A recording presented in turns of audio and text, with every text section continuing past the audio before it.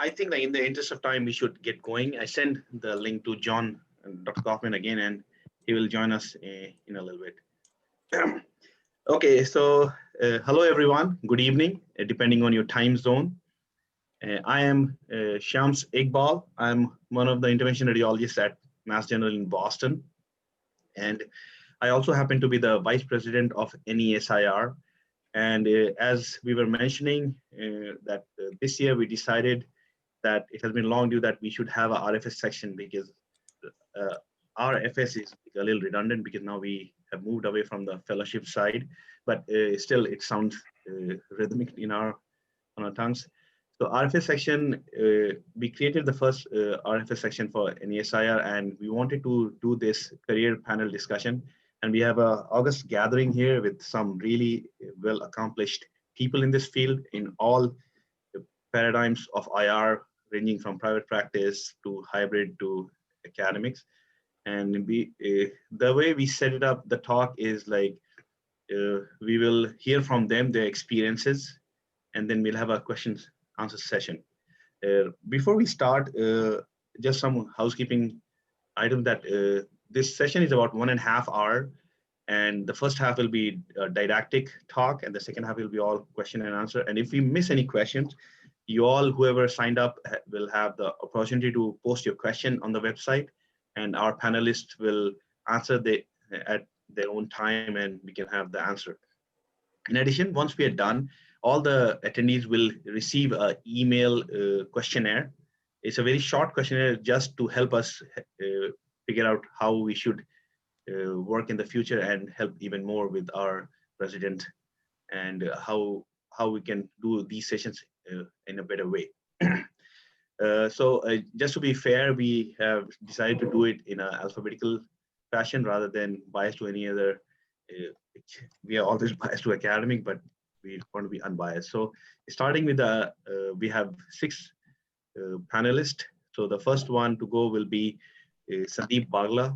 And so talking about Sandeep, he's a very close colleague. Like I like working with him on a personal basis.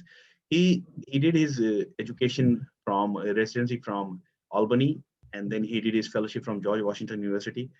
And he took the course, which is very different than usual. I see a entrepreneur in him, and he ended up setting up an OBL, and he is leading from the front for doing procedures at an outpatient basis. And he set up the Prostate Centers of America, which I think will go big.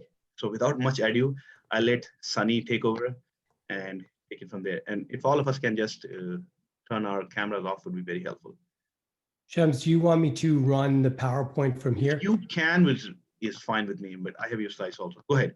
Yeah, you know what? I can run it from here. I just share my screen. Give me just go one ahead. That's fine.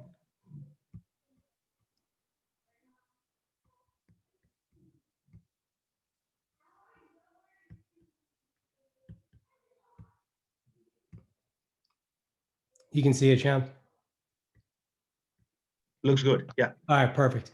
So thanks for inviting me, by the way. I actually kind of tried to model something that John was doing with his slides, but it'll be a shame if we can't see them because I've seen them and they're much better than mine. But I wanted to, I'll go through this pretty brief in about 6 minutes or so. My career may not parallel many of others, I guess, in sort of my 3 transitions, or 2 transitions, but I sort of titled this sort of acts 1, 2, and 3, Shams, because you had asked me to sort of talk about my journey from one type of job to another. So I sort of structured it like this. And so I went through sort of a timeline. So in 2008, I finished fellowship. I was at Alexander Hospital, and I took a job there in typical DR IR jobs. So 26 radiologists, 6 interventional radiologists. We covered neurointervention like stroke. We did a lot of peripheral vascular disease, oncology work, vein work. We had a small outpatient-based lab where we only did really varicose veins. But it was a practice that I started out in. And I tried to look back on this practice, from what you were telling me and how to really look at this and look at, in my experience there, what did I actually do and what probably should I have done? And I think for me, this is something it was an exercise for me, but I think it's probably important for people who are maybe earlier on in their career, because this was straight out of fellowship. And I think what I did do a lot of is I really utilized that time to round up my experience and increase the amount of experience, whether in stroke and peripheral vascular disease.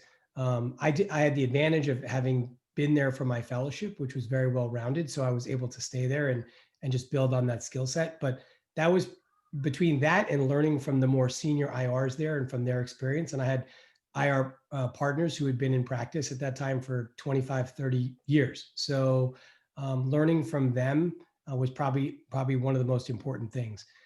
I think what helped me probably the most as time went on was really developing a niche. You know, what I found was that I really wanted to focus on things that I thought were important at the time, was really embolization and maybe oncology work. And I think staying focused on that was probably what I thought was most important in retrospect. So finding really what makes you happy in your practice and then spending a lot of time really staying focused on it so that you can really develop that skill set, but also probably a deeper understanding in addition to really providing more value for your group. What I wish I had probably done earlier on, and coming right out of fellowship, was being more involved politically. I think that although I was fairly involved politically, I'd say with SIR in submitting abstracts and getting involved on committees, I think in my local private practice environment, I probably put my head to the ground and just worked a lot and didn't really spend a lot of time on hospital-based politics, which I think would have been probably more important. I also should have spent more time seeking mentorship outside the group, because I think mentorship within the group, although very meaningful, there are obviously a lot of things you learn from people outside the practice, which I frankly have learned a lot now from talking to so many people around the country who are not in the exact same situation. There are mistakes we all make. And I think when you're young, being more methodical probably would have been better. When you have certain ideas, wanting to run with them is very important. But I think being very methodical about them probably would have been better. And obviously we all can learn, I think, from that early experience. And the other thing is these future trends.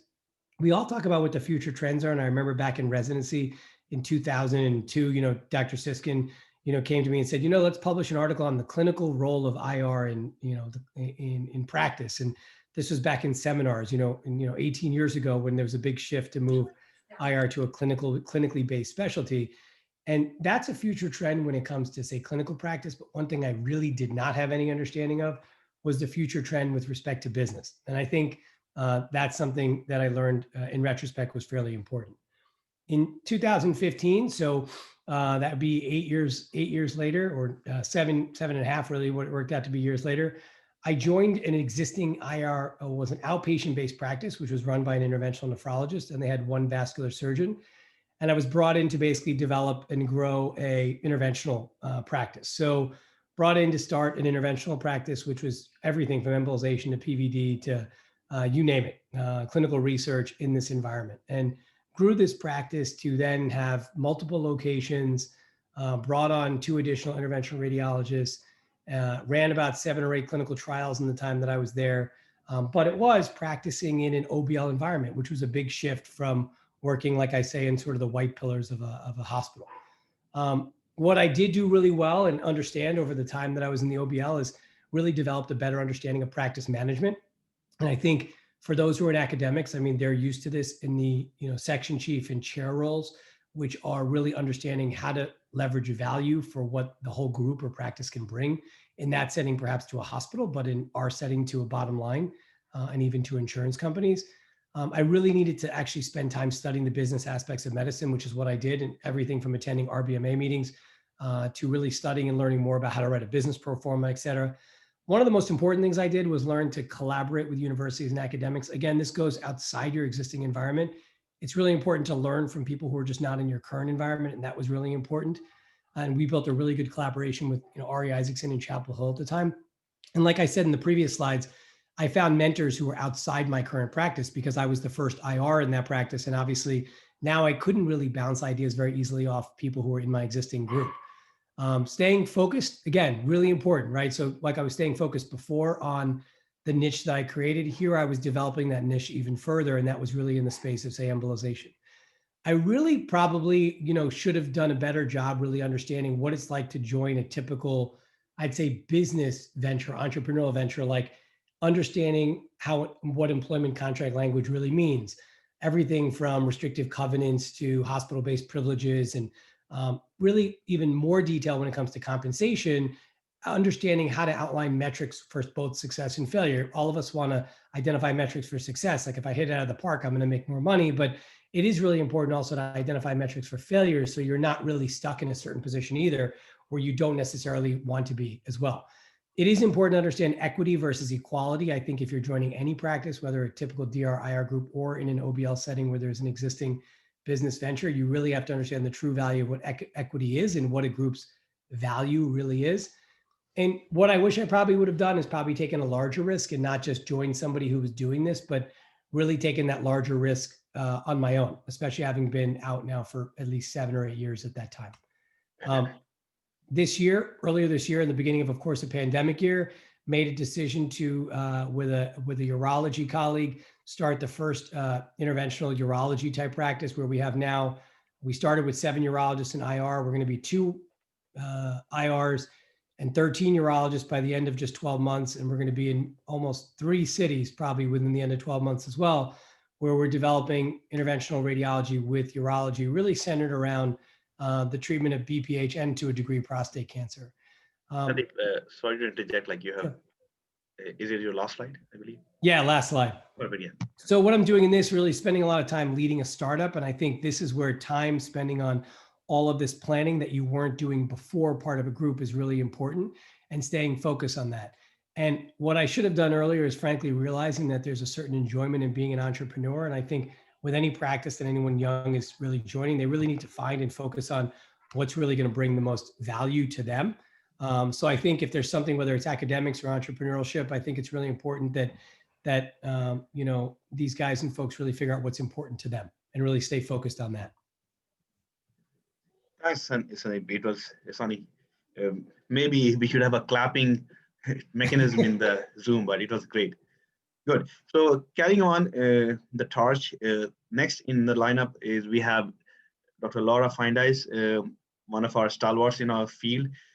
She started her training at Virginia Mason Medical Center in Seattle, and then her fellowship was also in University of Washington. She has worn a lot of hats.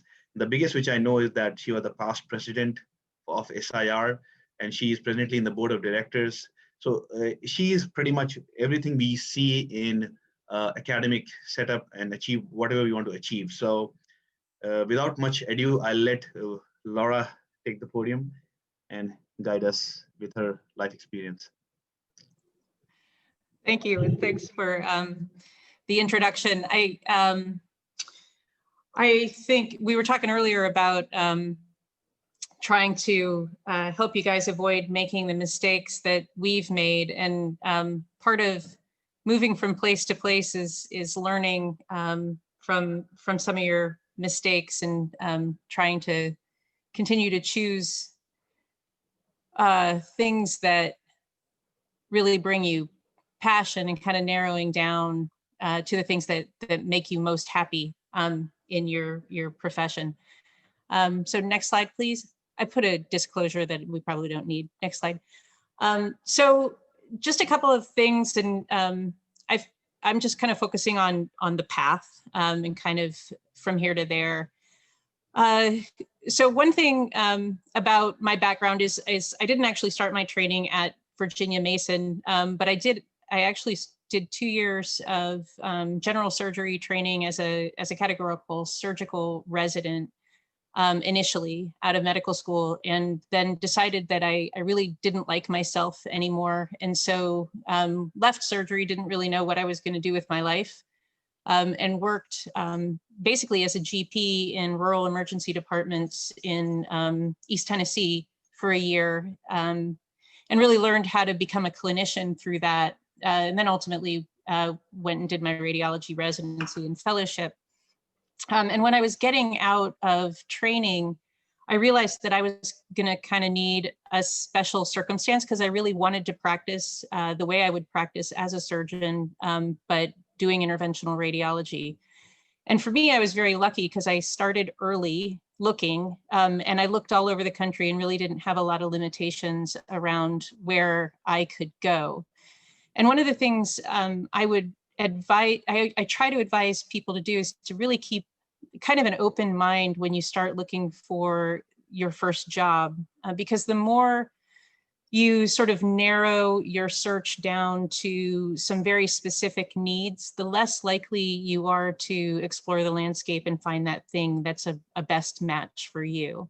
It's really unlikely for you to be able to find it all. You know, you might find a great job, but it's not in exactly where you want to live, or you might find a job exactly where you want to live, but the pay isn't great, or, you know, the pay may be great, it's right next to family, but the job is really awful. Oops, go back. So, you know, the more you can keep your mind open and really like explore a lot of opportunities, the more likely you are to be happy in your first job. My situation was really opposite of Sunny's. So I started really from the outside and worked my way inside over time. And my first job, I was an employee of a hospital, but working with surgeons and cardiologists, and really wasn't part of a radiology group, had nothing to do with a radiology group, which allowed me to practice the way I wanted to. In the process of going through that, I really pushed negotiation and discovered through negotiating with a number of groups what I liked and what I didn't like. And I would really encourage you to take negotiation very seriously and really dig into the specific provisions of your contract, understand the contract provisions and what the implications are for you. And don't take a job that's obviously bad on paper, no matter how much it looks like it's going to meet your other needs. Taking a job that looks bad on paper, that has negative contract provisions or penalties for you long-term, is really going to trap you. Next slide. So it's good if you can plan to stay, and you have to be patient sometimes to make sure that, you know, to make the job really work for you. So it's good to plan to stay, but you should always be prepared to leave and don't imprison yourself. And one of the things I think is really important is to not trap yourself monetarily in your first job. Don't go out and buy a million things. I tell people, get $100,000 in the bank off the bat before you start going crazy and buying yourself a lot of stuff, because ultimately it becomes kind of handcuffs, and then you don't have the freedom to leave your job if you don't have something in the bank, and it's really not a great position. Be patient with your new job. Nothing is perfect, but if you can find some opportunities, you can definitely help make it better. And that's a great way for you to distinguish yourself in the practice and grow in opportunities for leadership. But know when to cut bait. If it's a bad situation, it's a bad situation. Make sure you give yourself the freedom to leave something really bad. But if you leave, you should leave for something better. I mean, that may not be a better job, but it may be a better lifestyle circumstance or better environment to live in. But jumping out of something into something really terrible isn't a great solution. Next slide. I wanted to focus a little bit on growing responsibility and increasing responsibility. It's important. And I think Sunny made some good points about, you know, looking outside of your practice itself to kind of grow your influence. Look around for problems and bring solutions to those problems. The worst thing in the world is to kind of complain about the problems and not try to create any solutions. Nobody values somebody who approaches things that way. Always be very patient-centered in all of your conversations with people. Everything that you pursue really needs to have the patient at the middle, legitimately, and not just like a badge that you're wearing, but really sincerely. Look for allies everywhere.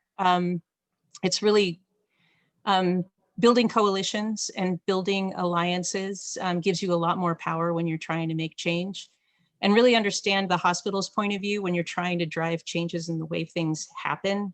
You know, think about those things like length of stay, inventory costs, sufficient use of staff, patient satisfaction. Those things really matter to hospitals. And if you can drive change in those areas and improvement, you'll be valuable to them. And you'll get the things that you need by building those coalitions. And be patient. You really want to model patience with the people around you and contain your frustration. It's easy to lose your temper, but you lose a lot of credibility when you act impatient or have a temper tantrum. You're not going to gain increasing responsibility if you're not viewed as a good team player. Next slide.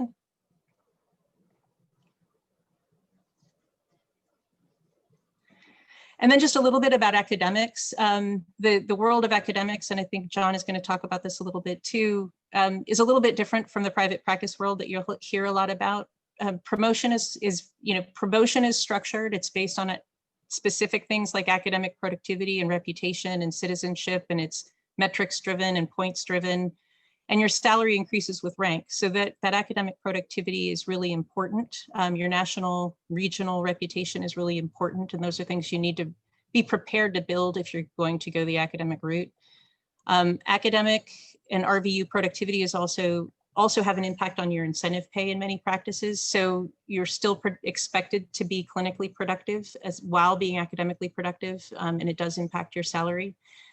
And then finally, opportunities for influence and advancement are really dependent on sponsorship in academics, and specifically through your chair or your chief. And so building strong relationships with your chair and chief and making sure they understand what you're capable of are really necessary for you to get into that next step in leadership.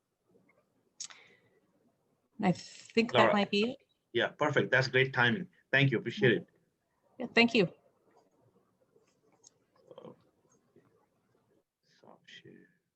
Good.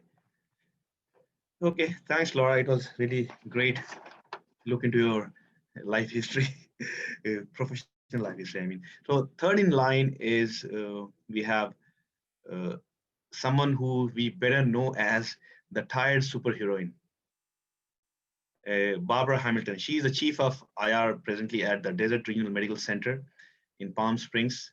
And she is the author of the book, Save Lives, Enjoy Your Own, Find Your Place in Medicine, which is, I think, in this day and age, nothing more apt than like ever, because we all are going through different phases of burnout.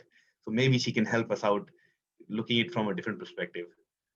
Barbara, you're on. Do you want me to show the slide, or you want to share your own slide? I can share my screen unless Perfect. you have the slides. Go ahead. Thank you.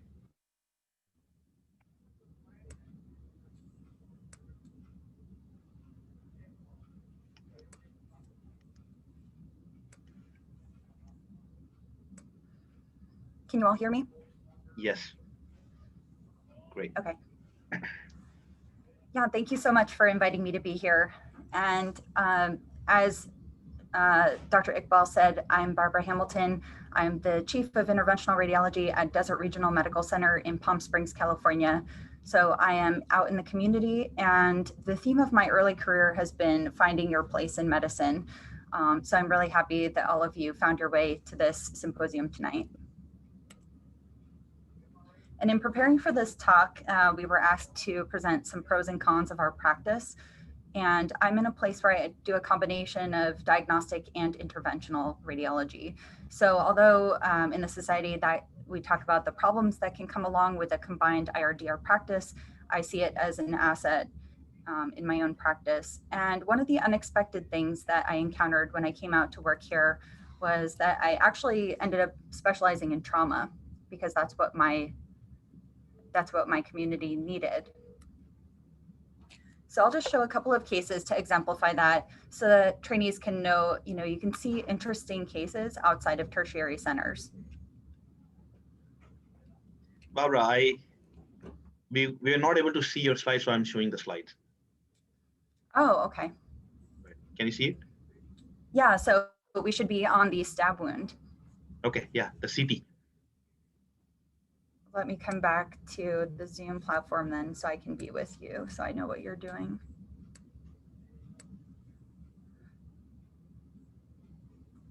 Perfect.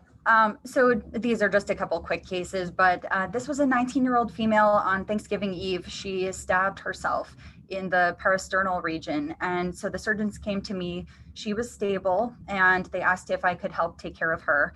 And so next slide. We were able to take care of this endovascularly, of course. I accessed the left internal mammary artery, and this was one of my cases that helped build my relationship with my surgeons. I coiled distal and proximal to the site of injury in the artery. You can go forward. And that's that patient did well.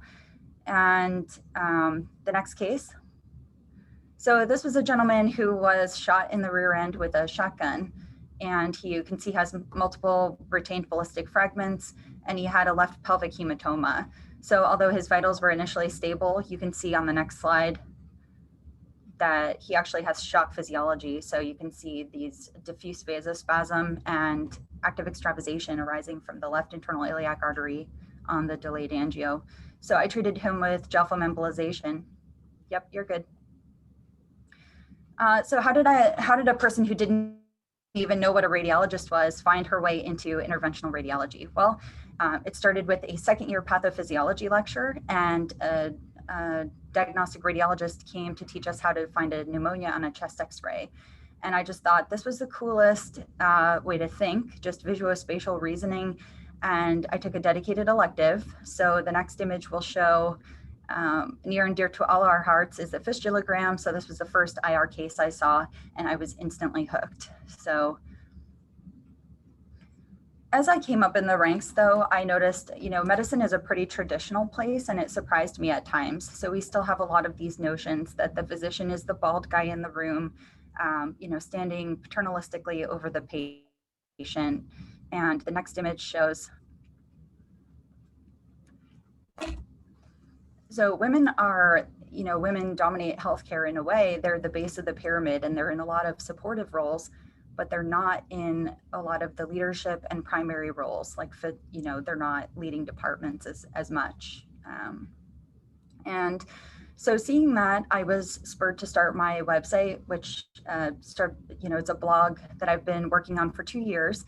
And this is an example of a popular post I wrote, which is called The Squeamish Student Doctor. It's about how I used to basically have a vasovagal reaction in certain surgeries, and now I puncture blood vessels for a living. So it's just to say that, I don't want people to disqualify themselves for the wrong reasons. And out of the blog grew the desire to write this book. So it's called, I released this book in October, and it's called Save Lives, Enjoy Your Own, Finding Your Place in Medicine. And to me, this book signifies like a user's guide to this really heavy decision of, what medical career are you going to choose? And there's still a lot of cultural noise around this, especially for women and people who don't fit in the traditional boxes. And so I wrote this for them, how to parse through some of the advice that you get, and how to find where your talents really belong in medicine.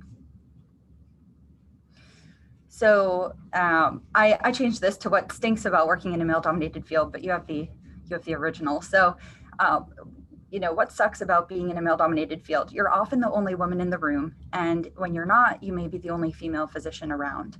And sometimes you'll deal with gendered advice or feedback just because you're a woman, or like I said, you don't fit inside the traditional box of that specialty.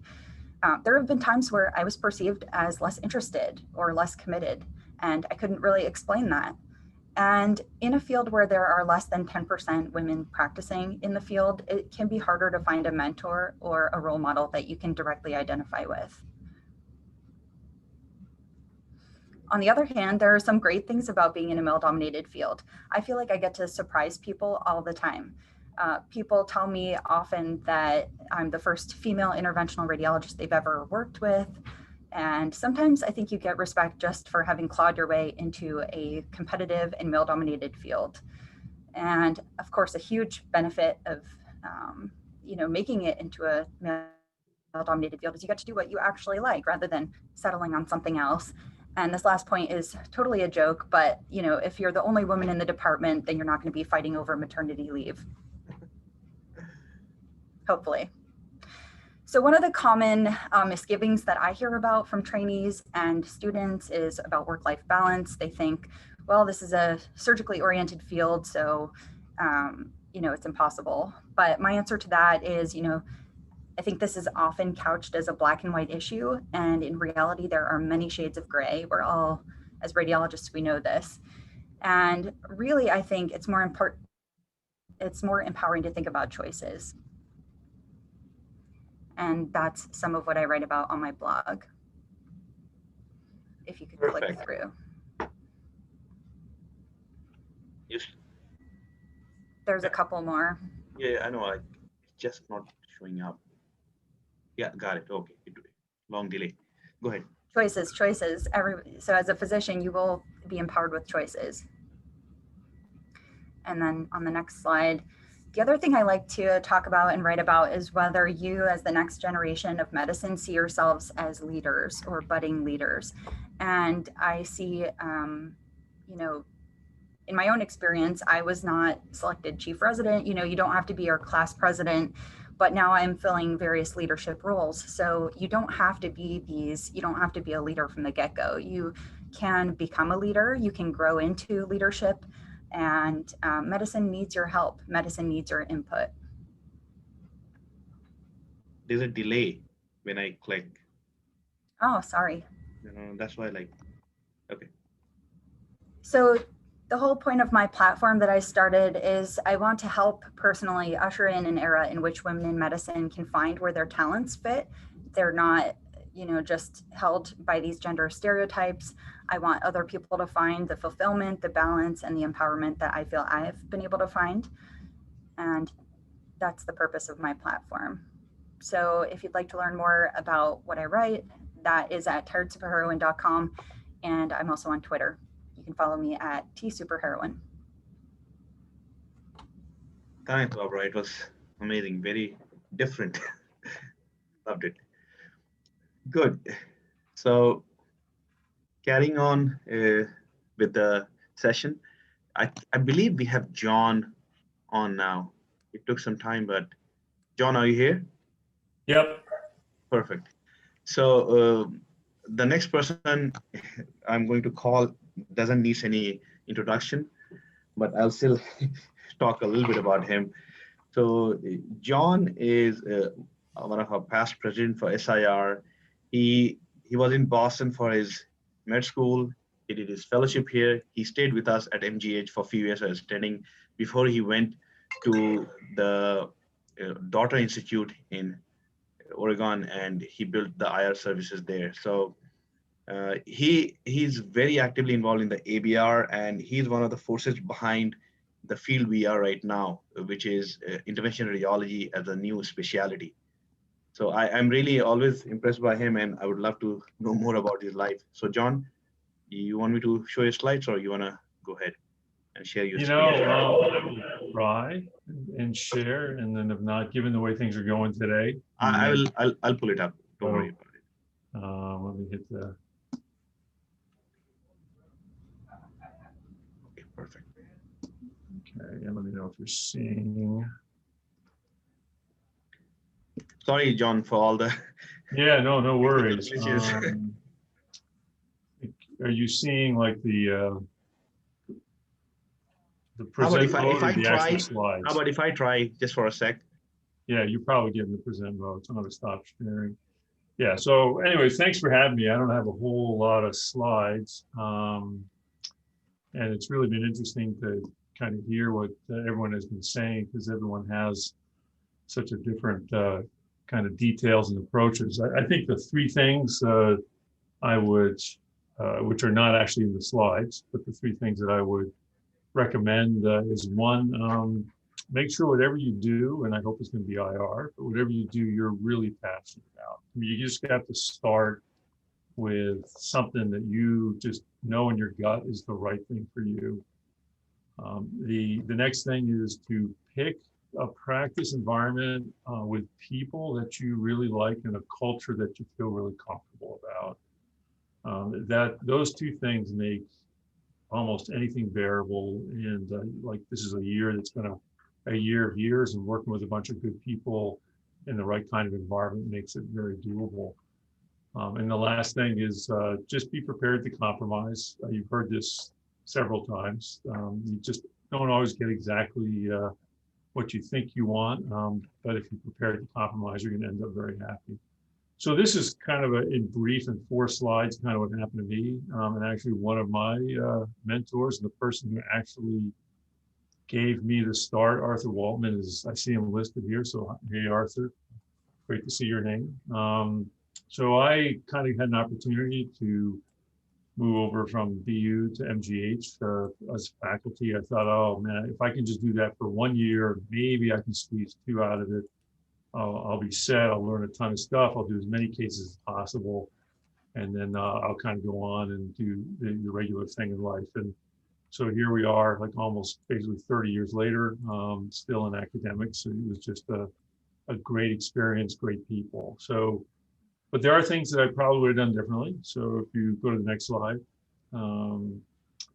So the first thing is I wouldn't have been so like naive and blind and just say, oh, just throw me in, coach, I'll just do whatever you want. I would have sat down and kind of had a plan and really thought through these 4 areas. What do I really want to be doing clinically? Is there an area that I find really, really interesting that I want to develop? You heard about prostate centers earlier. There's an area that you just find that you want to become the content expert for. That helps you with your academic practice. If you want to stay in academics, you don't have to, but if you want to stay in academics, as you heard from Dr. Findice, you do have to have kind of a plan, and you have to have some output and be involved somewhat. So focusing on one topic is really allows you to develop depth. If you have leadership interest, then you should set local and national goals. And I agree completely with what Dr. Hamilton said, that you don't have to come from a pedigree of leadership to actually have a very influential role and a real important role. If you see something that's not working well and you're interested to fix it, that's what leadership is. You just step in and start working on it.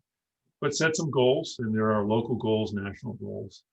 And don't forget to plan financially. It's just something very important, particularly if you're going to stay in the academic environment. Next slide. So the other thing I would have done is been a little smarter about how I organize my mentors. I had phenomenal clinical mentors. I just learned from Arthur, Stuart, Christos, just every day. That was just a revelation to me. But I wasn't really as focused on how to build the academic side, and leadership things would sort of come along and I'd agree to do them, and one thing would lead to another. But I never really strategically thought about, well, I'll do this thing rather than that thing, because it kind of will lead in a certain pathway. And I had a perfect record of grant writing. I've never had a grant ever accepted. So you don't really want to do that. You want to sort of figure out what your research questions are, and if you're interested in the academic side and the grant side, you just got to keep at that. That's a lot of work, but once you start being successful, you can be successful. And then the last slide is really, we have a really interesting, exciting specialty, and just about every case teaches you something, and every day presents a new problem. And you just can't help but come up with ideas. How about if I did it this way, or what if I had that? So that's actually there's a real science and to this, and there's a lot of information on how to protect your ideas, and it's a very important thing to do. If it's something that's you would like to pursue, you would get the gratification of developing something, seeing it end up in other people's hands, helping patients. I generally was just, anyone who would talk to me, I'd be happy to talk to them. I'd figure out if I had a great idea. Eventually someone would come back and say, hey, this is the guy who gave me the idea. And I was really just too busy to kind of focus on how to do this. And I would just recommend that you take the time, if this is something that's important to you, to develop. As I say, nobody really cares if you're looking at something and holding it and going, oh yeah, I thought about this 10 years ago, but you never did anything with it. So it doesn't really matter. Bottom line is, this is an incredibly exciting specialty. It still is. It's going to continue to be that way. It's full of really good people. Follow your heart. It sounds corny, but I would say follow your heart and make sure you work with really good people, and you'll probably never go wrong. That's it. Thanks, John. It was pretty good. Hopefully you all can follow even half of what you have achieved in our life's career. Okay. Carrying on with the same pattern, next in line we have Brooke Spencer, and she is another stalwart in her own right. She is from Vermont, and that's our connection with her for the New England. And she started her residency at Duke, then did a fellowship at Mallinckrodt, and presently runs the MIPS which is minimally invasive procedure specialist. And she's very successful in doing that. And talking to her and looking at the numbers, she's really, really trending very high. So if anyone, for those who are interested in going, doing a practice of their own, she probably has something to say about it. Brooke, you can share a screen, please. Yeah, I am sharing. Can you see it? Yes, we can. Okay. Okay, great. All right. Well, thanks so much for including me. It's great to see some of my friends I haven't seen for a while, even if it's just on screen. And, you know, I mimic everything everyone else has said so far in the sense that this is the greatest specialty in the world. And it is so fun all the time. I've been doing it for 20 years and I've never regretted doing it for a day. So you guys have a great career ahead of you. I thought I'd talk a little. I knew Sunny would talk a lot about the private practice stuff. I'll talk about that briefly. But I wanted to start with just a couple little perspective things. I think, you know, when I came out of fellowship training, I thought about doing academics, and I got talked in by a bunch of friends in a group in Arizona that the nickname was Duke West. There were about 15 Dukies in it, and I had done my residency there, you know, into joining this private practice. And one thing that I really struggled with there was having like a really high drive, training at great places, you know, needing everything to be perfect, you know, being very controlling about all of that. And I found myself in a situation where I was working with people and I inspired some people to be really, really great and be better and provide this amazing care. And some people really didn't like working with me. I think it's really important when you go through this process to figure out who you are and how to get along with your team and how to create a really good team feeling. So I actually talked to some people about it to try to change myself and the way I interacted with people. And it's made an enormous difference in my personal life and my career. And one of the greatest lessons I ever learned was this little slide, which is that, you know, if the bar is up here for the best and the bar is down here for the worst, most people are functioning somewhere in between. But as a physician and as the leader in the room and the leader of the team, you're functioning very high. If your perspective is always at what's missing and you're always getting upset about the one thing that went wrong when 90 things went right, you know, about at the first few times, everyone will try to do better and make you proud of them. After a while, if that's always your perspective, and you find the one thing that the techs or the nurses did wrong, or, you know, even if it was a big deal, didn't acknowledge all the efforts they did that were right, and you're always doing that, they'll feel like nothing they ever do is good enough. They'll stop trying and they won't like working with you. So it's true in life and marriage and friendships and everything, right? So all you have to do is change your perspective to the bottom and say, hey, what are all the things that went right here? And, you know, inspire people to say, hey, you guys, we did a great job. The patient was in the room on time. We had them prepped. We had them ready to go. But, you know, we kind of missed the boat on this one thing. Maybe next time, you know, what do you guys think we could do next time? And engage them in the solution to the problem. And it will go a long way over just getting angry and upset about all the little things that go wrong, to say something positive first before you engage them in trying to solve a solution. So that's, if it's the only thing you remember from me, I think that was an important lesson for me. Maybe other people already knew it, but it helped. And so part of that is to say that, you know, if you haven't dealt with the stuff in your past or what you've been dealt or the bad stuff in your life, right, you're going to bring it with you in your attitudes in your life and in everything else. And so I would highly recommend trying to get your head around that, because how you interact with people is everything. It's your brand. It's who you are. It's how you make patients feel. It's how you make other physicians feel. And so, you know, just a couple little list of recommended reading of things that I found to be really impactful for me, to think about who you are, what choices you want to make. And it speaks to Laura Findice's comments about, and Sunny's about, like, who are you? What do you want to do? How do you want to do this? Right. And I think Dr. Hamilton's written a whole book to help you with that as well. But try to get your mind straight a little bit too, and do a little bit of work on yourself, I would say, when you're starting out. And I know people make fun of me for this, but, you know, I needed to be perfect, and I grew up that way, and anything less than perfect wasn't good enough, right? And if you have that attitude, watch the kids on American Idol who succeed. They get up there, they crash and burn, they get a recommendation. The next time they come back, they use that recommendation, they do better, and they advance. The ones that sit up there and say, you don't know what you're talking about, or that's not right, or get really emotionally upset about the constructive criticism or feedback they've been given, don't tend to do as well.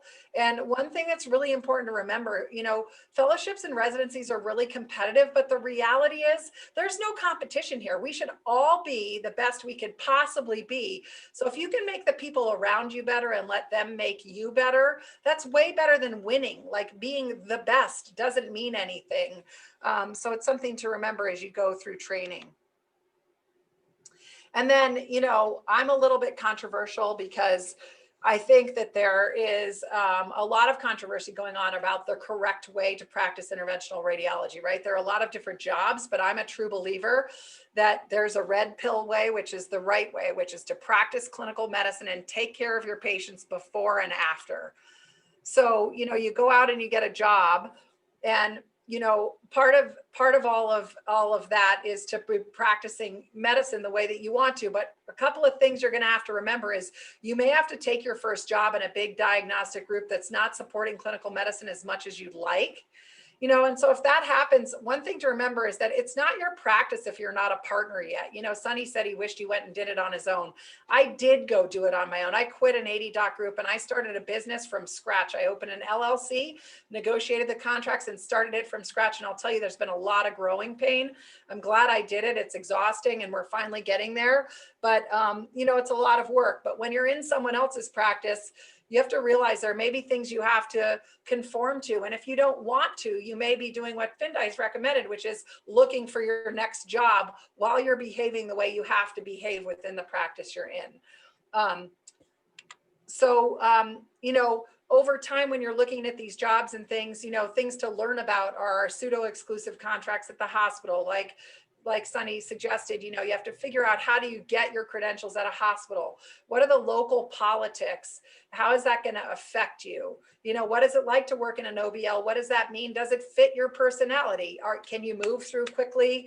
Or do you prefer to spend a lot of time thinking about things and doing things slowly and methodically?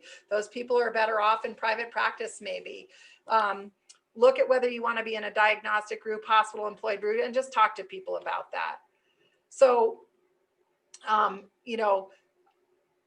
people may tell you that things aren't possible, that you can't go out and start a group on your own. You won't be able to contract with insurance companies. And it's just not true, but there is a lot of hard work and sacrifice involved with that. There are a lot of different models available for you to practice within. So if you find one you're not in, that you don't like, find the right one for you. And there is a huge reward in that in the end, when you find the right balance for you and the right working environment. So these are just a couple pictures of my new OBL that finally, after 20 years in practice, we opened 6 months ago. And I am the medical director of the interventional radiology department at my hospital, cover a hospital service, and I have my own OBL. So I found a way to create a balance where I can still do massive venous reconstructions and be an international referral center, and then still make enough money and provide excellent care in an outpatient setting to survive. And that's been my balance. Great. That was impressive. Thanks. And good luck with your future also, because you look like you're going in a very great trajectory. I hope. So hopefully someday we'll come and take a look at your amazing place. Thank you. And now I'm trying to figure out how to stop sharing. There we go. So you can get rid of that. There we go. So carrying on with the same thread, we have Dr. Brian Stunken as the final speaker. Brian is another one of the stalwart of this field, and he took a slightly different path. He again, he will tell more about himself, but my interaction with him is in the realm of international global outreach. And he does a lot of work for the third world and the second world. I worked with him for like South America, Asia, Africa, and presently he's the chief of radiology at Stanford Healthcare. And we'll hear more from him. Brian? Thank you, Do you want me to share your slides, or do you want to? Should be up, am I not? We can't see your slides. Let's try this one more time. I'll try to go ahead. Let's see. Okay, I'm sharing your slides, Brian. Okay, sounds good. You are a little muted. Your voice is a little muted. Not on mute, so how about now? It's better. Okay, I'll Yeah. scream the whole way through. So Shams, thanks for the kind introduction. It's great to see so many familiar faces. I don't know where the time's gone by, but wow, 30 years. I mean, how could it be? So let me, next slide, start with a bit of my approach to the questions. I think in order to understand some of the decisions and choices that I've made along the way, you need to understand me a little bit. And I'm still working on that, but here's a few things that I do know. I'm a baby boomer. I'm the end of the boomer generation. I was born in 1957. So it was a time of opportunity, a time of change. And I don't think anyone would say that it's not a fact that baby boomers have kind of written their own path the whole way through. So it makes sense that would be the case for someone like me. I'm also the third out of 6 children. Middle kids are kind of an interesting crowd. We're generally independent-minded, nonconformist, and empathetic. We don't need a lot of reward to go a long distance, sort of a high efficiency type of personality. I'm the first doctor in my family. I really didn't have a role model. I had nobody in healthcare. Frankly, what attracted me to medicine was my friends freshman year in college were all pre-med. So I said, okay, here I go. There's early career stuff. It's pretty typical. Moved out to the West Coast for internship and all of my residency. I discovered IR when I was a general medical officer. I was in the Navy through med school, and it was really a great idea. You had to take 2 years between internship and residency and go out and serve the fleet. I was sent to Guam to work in an ER, and I realized 2 things. One was I didn't want to do ER medicine, and the other was I really didn't want to do surgery. And it was there that I started reading about IR and caught the bug. Next. I think as I look back on decisions I've made, they've really been motivated by two main themes. One is professional growth, and the other is personal or family priorities. And fellowship certainly was for professional reasons, and family took second place. I moved from fellowship down to San Diego in '94, and that is a great place to live, but primarily I did that for professional reasons. When I made the decision in the late 90s to leave academic medicine, go into private practice, it was personal. I had 3 kids at that point in time and was traveling all the time, and I wasn't home ever. And for me, that wasn't part of my plan. So that required I make some changes in my practice pattern, and that's what led me to Rhode Island. Next. I think for anybody considering academic practice, you have to stop and think about the whys. The traditional academic path is a pyramid.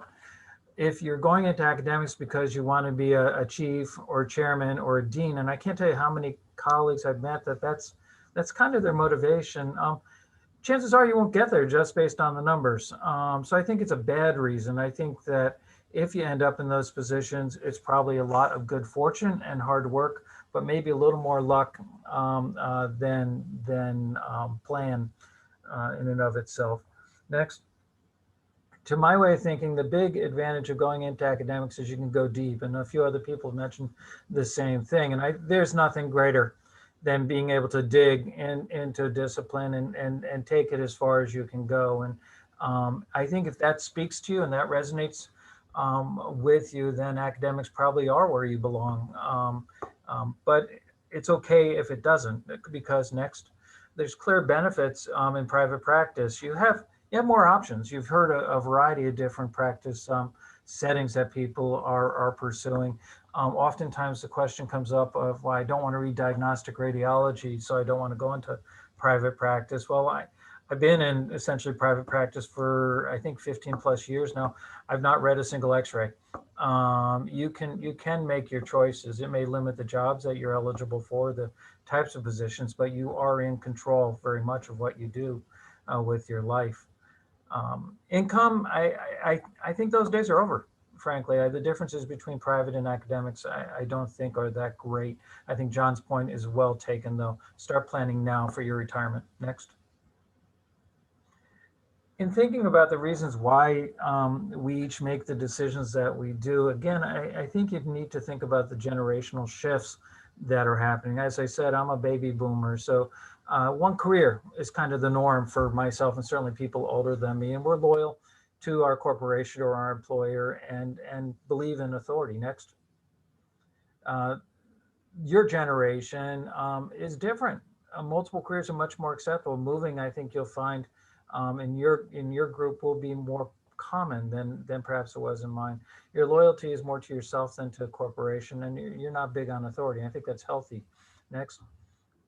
The people coming behind you are even more independent, and I think will break rules even more than you will along the way, and are much more loyal to themselves. Next. I think there's a few truths that I've picked up along the way, and one of them is simply this, that you are who you are. When you're trying to figure out what you want to do, the environment you want to be in, and the role you want to play, look at yourself. Look at what you like to do. Look at what you're effective at. Look at your native style. We all have one, and then try to match that to your job. So spend time online with all the personality tests and learn about yourself and learn about how you motivate people, how you behave, how you prioritize things, because that will probably drive you into a role where you'll be the most effective. Next. Another truth, at least to me, is that there is no perfect. No matter what you do, no matter where you do it, it won't be 100%. So you just have to accept that. You hit an 80%, you're doing pretty well in life. Know when you make change, why you're making it. I've always said you need to always have 3 reasons why you're making a change, and you need to know those reasons. You should be able to, they're your bullets. You should be able to say them anytime the question comes into your head, is inevitably will, as to why you've done something, made some decision, particularly a major one, and have realistic expectations when you make decisions. Anticipate fear and anticipate regret. They'll happen. You shouldn't be surprised by that. And importantly, expect naysayers. We're a relatively small community. When you do something, particularly if it's out of the ordinary, you'd be amazed how many people come up to you and say, oh, you did this and that. And you know what they're thinking. Just smile and do what you're going to do. Next. I think probably the most important bottom line, though, is that change is the constant. I think that certainly my career in IR has been a period of dramatic change in this field, but it shows no signs of slowing down, which is amazing. And the beauty of all that is that there's just opportunity everywhere. I think no matter where you end up or where life places you, open up your eyes, because there's opportunity all around. Thank you. Great. Thanks, Brian. It was very philosophical and good way to end a very high-powered discussion. So with this, we move on to the next phase of the meeting, where we have question answer session. And anyone who has question can type it in the box, and we can present it to the speaker if you have any specific speaker you want to propose the question to. And here we go. So I have like one question for Sunny, Dr. Bagla. Sunny, you there? Yeah, I'm sorry, I was just unmuting myself. Yeah. Yeah. So I remember when you were speaking, you talked about understanding the contract. And so I just want to dig a little deeper, like what did you mean by that? And can you explain, elaborate a little bit, like what are we supposed to look into contract when we are looking at? I mean, this is my own foolishness probably, but understanding a contract and really everything that it outlines from, the first thing people always look at, I find in radiology, is they're going to look at how much vacation do I get? What's my salary? When do I make partnership? And, yes. Unfortunately, signing a contract for employment is like signing a prenuptial agreement in a marriage. If you're going to sign one, you've already made the understanding that It may end in divorce and probably likely will. And so you probably should figure out what are the ways out of this contract. And I think that's important. And I'll use Brooke's example, like I have hospital privileges. It wasn't easy to keep. If you leave a practice that's in the area and you're going to compete with an existing group, they're not going to be happy about it. But so these are just things, all of these small things, I didn't understand how restrictive covenants work and should I get a legal opinion?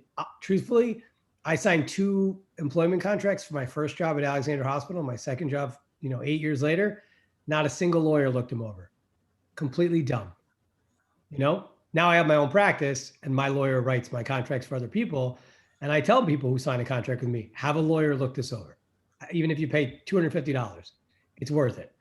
And I can't stress that enough. And frankly, you'll learn about it and then it'll help you in anything that you do. Great. We have a question for Dr. Spencer, and I'll read it out for you. It was really inspiring to hear about your journey and how the opening of your outpatient practice that you started from scratch. It sounds like you are still working with a hospital, if I'm not mistaken. I know exclusive hospital contracts are a big obstacle, especially in radiology.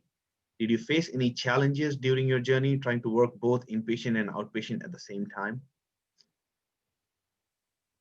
Yeah, so this is part of understanding your local politics, right? So, I've had a path that would be hard for other people to have created or followed without, some of the, specific instances that surrounded my situation, right? But I had a lot of people tell me that I couldn't do it or shouldn't do it or whatever else. So here's the thing. There are exclusive contracts, and I don't know when that's going to go away. I've been trying for a long time to make that go away. And I think that the problem that we all face is that if you're in an outpatient center and you can do complex cases in the hospital that you can't do in your OBL, which is my situation. I do complex venous reconstructions, and I'm not going to do a 5-hour IV celiac reconstruction in an outpatient lab. It's not safe and it's costly and it wouldn't work. So I've been able to bring a lot of patients to the hospital and make them an enormous amount of money. I started my model with only doing that before I started the OBL. Now, the group that was in the hospital did not have a contract at the time. And because I was so valuable to the hospital, they gave me half of it and we just split it. We split the service and we split call. So that was an unusual scenario that you can't always create somewhere else. It's difficult to go and create that. So I don't know what the future holds for the young interventionalists. I'm not sure whether it's joint ventures with hospitals where they employ young doctors and have outpatient centers that they could have part ownership with, or they're incentivized to get bonuses. I don't know whether it's diagnostic radiology groups actually wake up and understand that you can make a lot of money in outpatient centers and that interventional radiology can be more lucrative than diagnostic radiology if you do it correctly, which then allows you to also, cover the hospital and provide the service. I've been very fortunate that I have privileges at several hospitals. I'll tell you that one of our hospital system recognizes that it's really a pseudo-exclusive contract for IR. If you're doing arterial and venous reconstruction and your cardiologists and your vascular surgeons are doing arterial and venous reconstruction, it's not an exclusive contract. Now it is for radiology. So one of the hospitals that I have privileges in has an exclusive contract for radiology for the radiologists and interventional radiology suites, but they have a cardiac cath lab, they have a neuro lab that all have the same equipment and a giant OR that we all have privileges in. So some of it is that you have to understand your environment and what kind of inroads you can make. But the other thing is that you have to figure out how you create value. And so that can be very difficult from scratch. I was able to stay in a location I had already been in for 8 years and had relationships and experience in. So I'm not sure that really helped, except to say that it can be done. You just have to find the right environment and you have to find the right way. So it depends a little bit, you should get advice from people who've done it to help you. And like Sunny said, learn how to talk to the administration. I know Sunny says, he has a lawyer look at everything now. I have 7 lawyers. That's a bit. And they all do different things. Good. Thanks for the great answer. The next question goes to Dr. Fines, you mentioned about negotiations.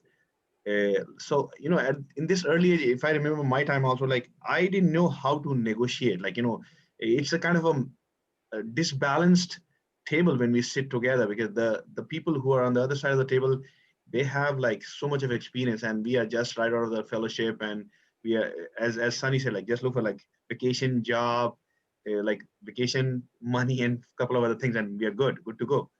So like, can you educate a little bit about negotiation, please? Yeah, so I think, so you have to recognize that both parties in a negotiation have something to gain from it, right? And something to lose from it. And you're coming in to a negotiation with something that the other party wants, just as they're coming into it with something that you want. When you're negotiating, if you want to be able to negotiate from a strong position, you have to have alternatives, which is why, I said, the more you can open up your frame to allow more options to present themselves to you, the more likely you are to be able to successfully negotiate. When I was looking for my first job, I came very close to signing a contract with a big private group. But there was one like red line that I had that was, I don't want to do mammography. And for me, that was what it was. I didn't want to do it. I talked to them about, this was going to be 100% IR job. And I just had this kind of funny feeling about things. And because a couple of the IRs that were women had transitioned into doing mammography. And so I said, I wanted it written into my contract that I didn't do mammo. I mean, I was IR, I would do other things, but I didn't do mammo. And when it came down to it, what came out of that conversation was, well, we were really kind of hoping you would end up doing some mammography. So they had this back in their mind, right? But if I hadn't pushed the issue on that, I would have been one of the female IRs that had transitioned into mammography. And I think you really have to, that's one example, but, in my job that I ultimately got, it said I was going to be 1 in 4 in my contract. And I said, well, I want X dollars for every day that I take of call that's more than 1 in 4. And they happily signed that for me. And I ended up doing every other night call for 2 years. I made a lot of money doing that, but I also was very miserable and ended up leaving that because I didn't want to do that much call. But I think, the more you can kind of look at provisions, understand your value, understand the things that are really important to you, you're not going to get everything, but sort of exploring what does this landscape look like and where are the things that I really need to press on so that I can be happy. That's really the foundation of negotiation, and understanding, what's the point at which I am no longer willing to have this conversation, or, does this all sound okay to me? There are services that can help you with this, physician-oriented services. So having a lawyer look at your contract is one thing, but having someone support you with benchmarking for salary and benefits and things like that is actually very helpful. And I would recommend that people use those kind of services. Thanks, Laura. Another question for Dr. Kaufman. John, you mentioned about mentors, and this is something very close to my heart, because I feel good mentors help you in reaching your destination much faster. The question arises, like, how do we get good mentors? Because I feel our field doesn't do enough to reach out to the young ones in terms of mentorship. And maybe you can shed some light on that, because we have like the whole group who's looking for mentorship. Yeah, sure. No, I also want to point out, Brooke just put something in there about watch out for non-competes. That is a really, really critical piece of the contract. You just want to understand, particularly if you are in a geography or locale that you really like, and you suddenly find that you're boxed out of staying in that area or practicing that area. So I would, when people say, what do you think about with your contracts? I would look at non-competes and try and get them as weak as possible.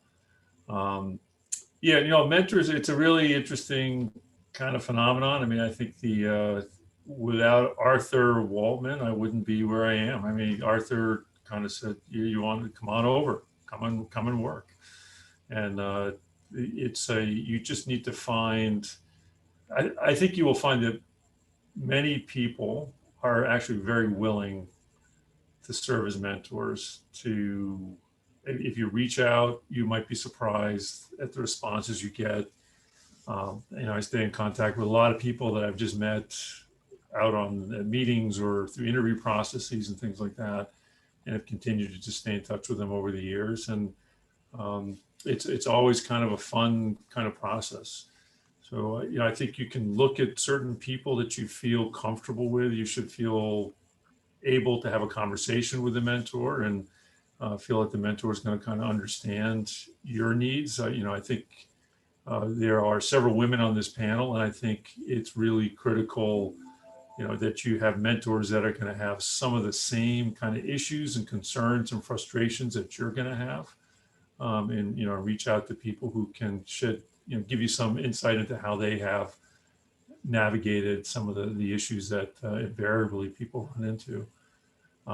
I would just say, don't hesitate to reach out. If you don't ask, the answer is always going to be no. And most people kind of find it kind of fun to help out and listen and kind of give a little guidance. So I would not be shy. Thanks. Another question to the group is, like, for those who have changed from one setting to the other, what was the deciding factor? Like, I think Brian and others those who have changed can shed some light on it. Sure. For me, it depended on the particular situation. To be frank, it was either driven by professional growth or personal family issues. For me, I every time was one or the other. I don't recall anything ever being a combination of the two. But it's I think it's important on a regular basis as you grow to occasionally take stock of where you are. And as I can't remember who it was, it may have been John, said have a 5 and a 10-year plan. I think that's spot on. And decide if you need to evolve those plans on occasion. And there's nothing wrong with on occasion saying, am I happy where I am and with what I'm doing? And if you don't, that's, I think, when you find yourself potentially in a rut or in a place that you never thought you'd end up when stuck. I'd argue that probably people stick themselves in ruts more often than contracts do in that regard. So. Thanks. So I had another question, which was in the lines which Brooke already just mentioned about value. We always face this challenge when we go to a practice that our diagnostic counterparts make much more than us, and we are a liability to the group and all those things. So the question arises for the newcomers is, like, how do we prove our value? How for someone who's new to the field, like, how can we express? And anybody can take this question because it's such a wide-based question. I think that, when I made the comment that it's really important when you join a group to know what their expectation of you is, I think it's really true. So the first group I joined, we had rotations where this is how old I am. We had films on a rolly thing. So, my fingers were raw from chemicals. There's no EMR and there's none of that stuff. So for me back then, they expected us to read films and do IR on the same day. There were 4 people at an 800-bed hospital. We each had a job. Somebody was doing body, somebody was doing IR, someone was doing adult fluoro, and someone was doing peds fluoro. So between the 4 of us, we were all supposed to read all the films and do all the cases. So once I built up a big IR practice, I'd do 6 or 7 IR cases a day. When all the other guys in my group came in, they'd do 1 or 2. They were much more popular to work with because they would read a boatload of films, right? So that was the wrong practice for me. I got very, very frustrated, and I should have left that practice a lot earlier than I did because they didn't value what I valued. And it wasn't their fault. That was their model, and they didn't want to change it. So my job should have been to get out of there sooner. I felt some sort of sense of loyalty. I should have left sooner. I left and went to a second practice where they had an IR clinic. They made me medical director of it. They said they supported it. And I built a huge program, and I was booked out with my own patients for 2 to 3 months. And they still had me covering the hospital cases and everything else. And so they didn't really value my practice the way that they said they did. did. And it was getting to the point where I was not going to be able to provide the level of care that I wanted to. And that's when I left and, did it on my own. So I think if you want to provide value to a group, you need to, number one, figure out what they want from you. And you got to give it to them if you want to get something else. So if you want to start a clinic, you better go in and do some of the stuff that they want you to do and ask for a specific time to do this because you're a rock star. I wouldn't go in right away and start asking for the world and then not be providing what they need. So I think you have to figure out two things. What do you want and what do they want? Just like Laura said, and find out whether you can do it in that group. If you can't, I would go in, work your tail off, listen to every word the other docs there have to share with you and get some experience. Because when you come out of fellowship at first, there are a lot of cocky people who think they know what they're doing until they get out there in a room by themselves and realize you don't really know what you're doing for a couple of years and you need some help. So get that experience and then you make yourself more valuable so you can go get the job you want. Somebody actually mentioned that, but I think it's worth focusing on the fact that there's probably a lot of merit in taking a university job for the first few years after fellowship, to cut your teeth in a manner of speaking and gain confidence. And certainly if you leave academics having had that experience, I think makes you more valuable, also makes you much more confident.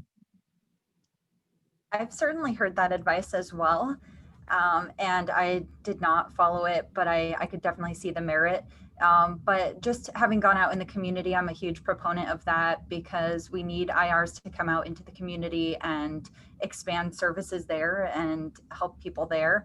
So that has been really gratifying as well. And you can cut your teeth out in the community. So you can still call on your fellowship mentors and you can still call on people for help. Like SIR Connect is an amazing resource. When I recently had a neurosurgeon ask me for something I've never been trained to do. And so that is another way to cut your teeth, just so you know, you don't have to try to stay at the university because that's not realistic for everyone. And when I left training, there were no positions, like I couldn't, so not everybody's gonna have that option. I knew I wanted to end up in private practice and it can be done that way as well. Even if you're the only IR at that institution that day, it might be scary at first, but like we all have these moments where, you're kind of, you're about to have like a bowel movement, but it's kind of the way our specialty is. It can be adrenaline based and the stakes can be high, but if you're the kind of person who thrives in that environment, you're going to need to learn that way at times as well. Yeah, I would just echo that. I mean, I think it's just, it's the environment, the people you work with, the culture where you're at. I'm not sure academic versus community makes a lot of difference if it's the right group of people in the right kind of place. And the community practice is very, very important. And there's a lot of very high level stuff happening in the community. Do not think community means a difference. You're at a different level. I mean, there are just phenomenal things happening in the real world. So I would not sort of consider that anyway, something not that you want to avoid or do something else first. I would just pick the best opportunity that sort of fits you and go for it. Carrying on with the sequence of questions, next is for Dr. Kaufman. Going back to your 5 and 10-year plans points, what sort of key element / themes / ideas would you suggest including in those plans?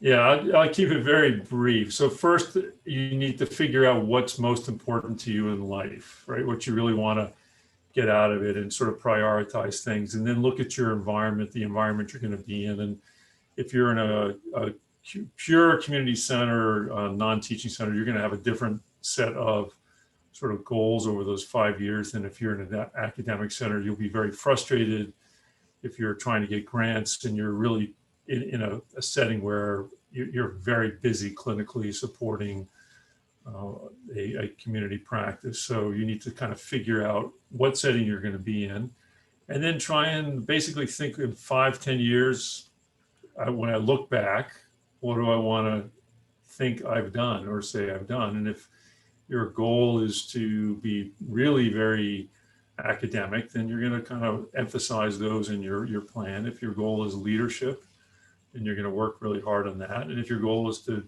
be clinically, really focused clinically, then you'll be doing some other things. So I think you need to figure out what it is you really want to do, what's most important to you, what environment you're going to be in, but break it down into those areas: your clinical area, your leadership area, the financial goals, and then if you're in academics, what your academic goal will be. Thanks. We have very few minutes left, so one last question to the females in the group, in the panelists. They're two separate questions, but they both belong to the same pattern. They were talking. Hold on, I just jumped. This is to everyone. Thank you, panelists, for questions, the time, and all the talk. As more female trainees enter the job market, can panelists shed light on ever having to negotiate maternity leave? If so, when is appropriate? For those in private practice, how have you made that discussion more transparent? We have three of them. Anyone? Laura, you want to try, or Brooke? Don't look at me, I have cats. Yeah, I've never taken a maternity leave. So Barb, it's all you. Okay, I'm on the spot. So this has not been a great experience, to be totally honest. The last time I asked about adding this to a contract or whether there was a policy, there was none. That was with a group, national group that has since dissolved and folded. I think it is state dependent, as somebody mentioned in the chat. So if you are a W-2 employee, this is completely different than if you're in a group practice. And so if you're a W-2, you're protected as an employee because there are laws about what, you are required to have a certain amount of medical leave. And say in California where I am, you get a percentage of your pay. There's even baby bonding time. So in addition to the medical time you get, which is 10 to 12 weeks just for healing from birth or parental bonding, you get additional weeks for bonding. You could even spread them apart. And you pay into a state disability fund. So that happens in, I think it's Rhode Island, Hawaii, California, New York, and there are a couple of others. So if you're a W-2, you are protected by those laws. Then there's FMLA. So there's a whole learning curve. If you become pregnant, you're going to have to learn all this stuff. But if you're just negotiating with a group, I would say, it's good to broach it, and it can be a litmus test for how you will be treated. Yeah, I agree with that last point. That is really a key point. If you get this kind of, well, wait a minute, that may not be the culture you want to be in. I would also really say important. Probably if you really know that and this may be, listen, I didn't have kids, so this may not be appropriate, but I think if you really know you want to have kids early on in your career, you're probably going to find it easier to be in a larger group, right? Because in a smaller group, someone taking a large chunk of time off is more challenging for everyone. So being in a larger group is probably going to be more accepted. Now, all of these, I agree. You have to have the litmus test. You got to ask the question. You got to find out what their policies are, all that. But I think, for example, it would be hard to join a small startup group or practice or something where there's 3 docs and then say, oh, I want to take 3 months off. That's going to be more challenging for you. And so, but you could a little later in your, you could say that. You could say, hey, I want to have a kid. I want to take 3 months off, and negotiate that up front. And, then I could say, hey, I want to hire you. So, it's a small group. If you want to do that, I'm on board 100%, but we have to figure out what the parameters are around that or how it works for the practice. So, I agree with John and Barbara, it is a good litmus test. Perfect. Since we are running short of time, I want to end it as a game show. I want you guys to think for 30 seconds and come up with a single liner. If you have to change one thing in your history, in your past history, what would you change? Maybe your biggest mistake or in those lines. I'll start with whoever is ready, and then we can go on the sequence. Anyone? Be a dick. I like that, Brooke. Brian, any thoughts? I should have bought Microsoft. John? I was going to say I should have bought Apple when I thought about it, or invested more heavily in Port when I was young. Barbara? Build your career capital. Laura? Be careful not to burn bridges. Oh, cool. And Sunny? I like You're up. learning. It's really good. And I'll add, since I have 3 kids under the age of 11, I'll say put more money in my 529 accounts. You can't start saving early enough. Perfect. Those are jewels to keep. So being respectful for everybody's time, I think it's about time we should let people go and meet the family, and hopefully we'll see each other soon in bone and flesh. Thanks everyone. Thank you for Thanks. hosting. I appreciate it a Thank lot. you. Yeah, thanks. Thanks Shem. everyone. It was Have a great night. Thanks everyone. Night. Thank you so much. Bye. Thanks, everyone. Have a great night. Bye-bye.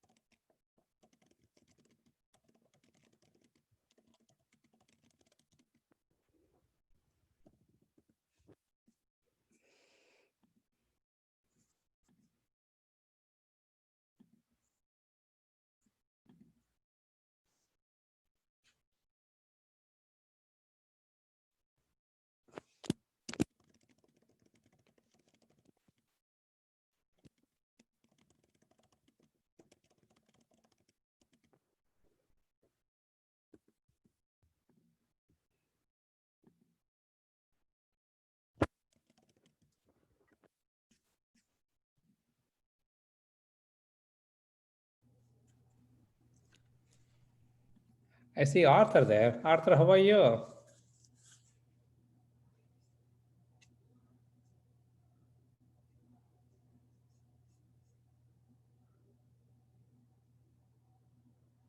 Looks like he's muted.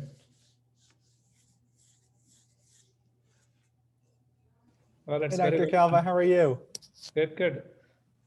Very well conducted. Thank you guys for arranging this one. I learned a lot from these lectures. Yeah, we were very fortunate for everyone to come on by. They gave some really good insight. Yeah. We're happy that we had good turnout too. 150 people there online.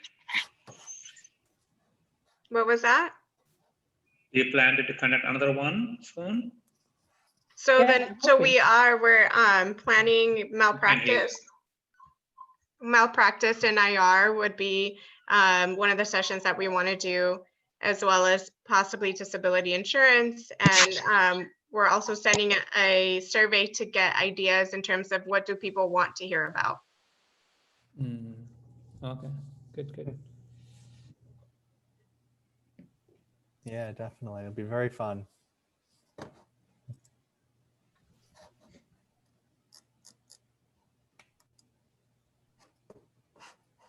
Okay, guys, have a good night. Thank you. Thanks for attending. Thank you. Have a good Good night. night. I'm gonna, Let's join the other Zoom. yeah. All right, guys. See you in a sec.